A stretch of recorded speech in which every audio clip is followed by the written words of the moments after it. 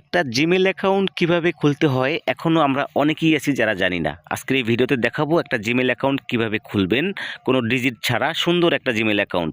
কথা না বাইরে চলুন সরাসরি স্ক্রিনে গিয়ে দেখি। আর শুরু করার আগে একটা রিকোয়েস্ট করব, দয়া করে আমার পেজটি ফলো করে রাখুন আর একটু ভিডিওটা শেয়ার দিয়ে দিন। প্রথমে জিমেল অ্যাপ্লিকেশনটি ওপেন করবেন, উপরে প্রোফাইল আইকন পাবেন, এখানে ক্লিক করলে নিচে অ্যাড অ্যাকাউন্ট অপশন পাবেন, এখানে ক্লিক করবেন। উপরের দিকে দেখেন গুগল, এখানে টাচ করলে আপনার ফোনে লক থাকলে লকটা খুলে দেবেন। এরপর এখানে দেখেন ক্রিয়েট অ্যাকাউন্ট একটি অপশন আছে, এখানে যদি আপনি ক্লিক করেন দুটি অপশন পাবেন। এখান থেকে ফর মাই পার্সোনাল ইউজ এখানে ক্লিক করবেন, উপরে ফার্স্ট নেম লাস্ট নেম বসাবেন আপনার যে নাম, এরপর নেক্সটে ক্লিক করবেন।